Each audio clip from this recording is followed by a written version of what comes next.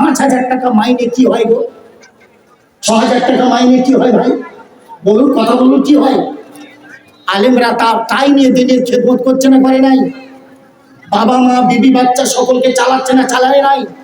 কিন্তু আলহামদুলিল্লাহ তাদের মাথার টুপি, তাদের গায়ের জামা, তাদের রুমাল, তাদের পাজামার ভাঁজ, তাদের আতরের গন্ধ দেখলে মনে হয় শাহজাহান বাদশার জামাই যাচ্ছে।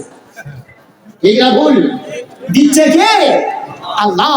তাদের ঘরে যে শান্তি, প্রধানমন্ত্রীর ঘরে শান্তি নেই। আলহামদুলিল্লাহ। এই শান্তি কেন? 6,000 টাকা হলো আল্লাহ বরকত রেখেছে। আল্লাহ রাব্বুল আলামিন তিনি ওয়াদা করেছেন, ওমা মিন দাবাতিন ফিল আরদি ইল্লা আলাল্লাহি রিজকুহা। পৃথিবী যত প্রাণী আছে সব প্রাণীর রুজির দায়িত্ব আমি আল্লাহ আমার কাঁধে তুলে নিয়েছি। আল্লাহ যদি কুকুরকে খাওয়ায়, শুয়োরকে খাওয়ায়, বিড়ালকে খাওয়ায়, কাফির বেঈমান কালো ফর্সা সকলকে খাওয়াবে, আল্লাহ কি কোরআনের আলেমদের খাওয়াবে না? কি ধারণা আপনাদের? কথা বলেন, আপনাদের কি ধারণা আল্লাহ কোরআনের আলেমদের খেতে দেবে না?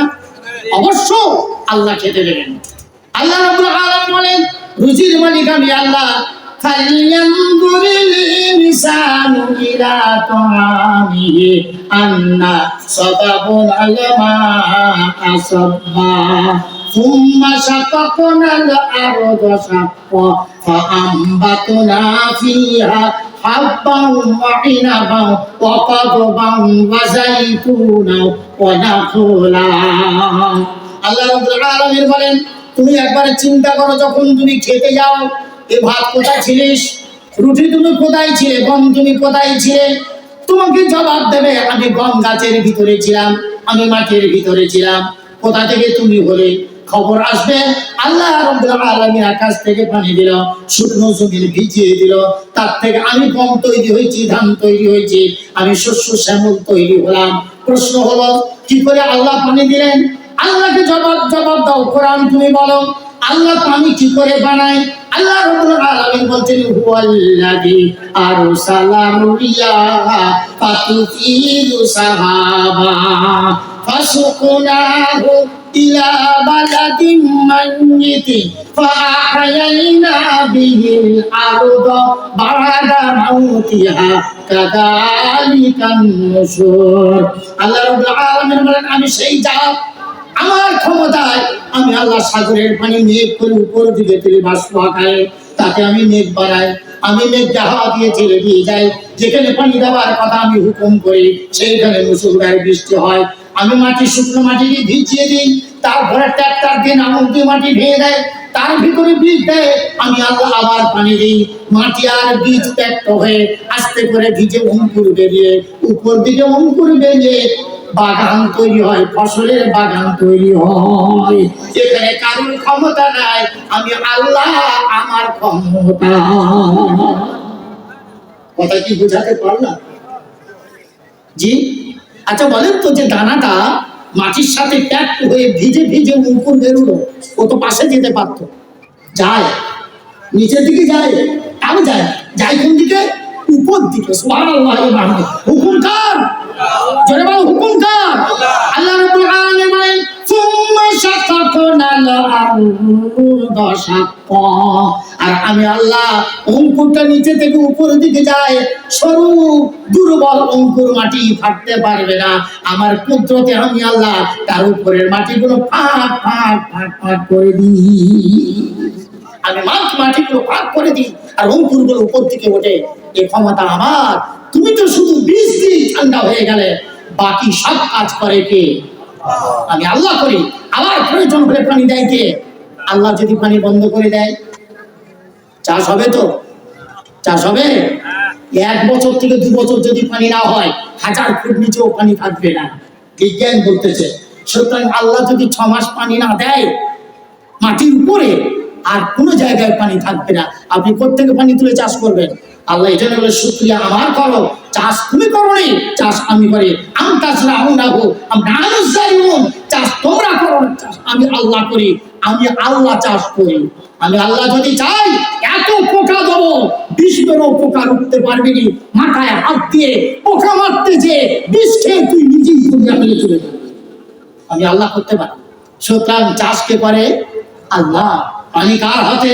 আল্লাহ। জমিন বানিয়েছে কে? আল্লাহ। আমাদের ক্ষমতা দিয়েছেন কে? আল্লাহ। এই জন্য আল্লাহ বলেন চাষ আমি করি, চাষ তোমরা করো না। আল্লাহ রাব্বুল আলামিন বলেন শুধু তাই নয়, চাষের ব্যাপারে আল্লাহ রাব্বুল আলামিন বলছেন যদি আমি উপর থেকে পানি না দিই চাষ তোমরা করতে পারবে না। বান্দা তুমি খুব নাচতেছ, ফসল ভালো হয়েছে, কত রকম চিন্তা ভাবনা নিচ্ছ, ছেলের বিয়ে দেবো, মেয়ের বিয়ে দিব, ওই দিন আমি দেবো, এই করবো ওই করবো, দেখা যাবে সময় মতন আমি আল্লাহ চাষটা যদি মেরে দিই, ওকালে গিয়ে যদি শেষ করে দিই, তোমার আত্মহত্যা করা ছাড়া কোনো উপায় থাকবে না। সুতরাং আমার শুকরিয়া করো। চাষ হয়েছে, চাষের ফসল মাদ্রাসায় দাও, জাকাত দাও, টাকা হয়েছে জাকাত দাও, ফসল হয়েছে মাদ্রাসায় দাও। আমি আল্লাহ আমার শুকরিয়া আদায় কর, আমি আল্লাহ তোর বাড়িয়ে দেব। লা ইন শাকারতুম লা আযীদান্নাকুম ওয়া লা ইন কাফারতুম ইন্না আযাবি লাশাদীদ। যদি তুমি আমার শুকরিয়া করো, তোমার অর্থ তোমার রুচি থেকে আমার রাস্তায় যদি দান করো, তোমার জমিনের ফসল আমি দিয়েছি যদি আমার রাস্তায় দান করো, গরিব দুস্থ দরিদ্র এতিম যারা আমার মাদ্রাসায় করে দিন শাসিত করছে তাদের যদি তুমি দিতে পারো, আমি আল্লাহ আমার শুকরিয়া আদায় করবে, আমি আল্লাহ আরো বাড়িয়ে দেবো, আরো বাড়িয়ে দেবো। আর যদি তুমি মনে করো সব আমার, তাহলে আমি আল্লাহ তোমাকে দেবো না, ছিনিয়ে নেবো এবং তোমার আযাবও দেবো। আমরা কোনটা চাই? আল্লাহর কাছ থেকে আযাব চাই না আমরা শান্তি চাই?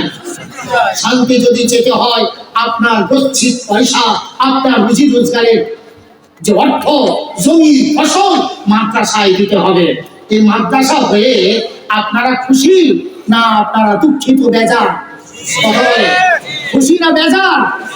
আপনারা খুশি হয়েছেন, এই খুশির জন্য আপনাদের কাছে আমি কিছু বলবো। 1 বছরে মাদ্রাসায় কত ছেলে আছে গো? মাদ্রাসা পরিচালনা করে আমার কত ছাত্র আছে মাদ্রাসায়? 70 জন। দেখেন, চিন্তা করেন, বর্তমান বাজারে 2-3টি ছেলে নিয়ে চলতে গিয়ে বাবার মাথা গরম হয়ে যাচ্ছে। 70টা ছেলের দায়িত্ব নিয়ে ওলামারা চালাচ্ছে। এইরকম দুস্থ দরিদ্রের বাড়ির ছেলেরা যারা আলেম হবে, আগামীতে হাফেজ হবে, আলেম হবে, মুফতি হবে, যারা দিন বাঁচাবে, 10 বাঁচাবে, আপনারা যদি খুশি হন তাহলে আল্লাহর জন্য কারা রাজি আছেন এই মাদ্রাসায়? আমি বেশি বলবো না, 10,000 টাকা করে 20টা মানুষ বলুন। 1 বছরে, একদিন না, আজকে না, কাল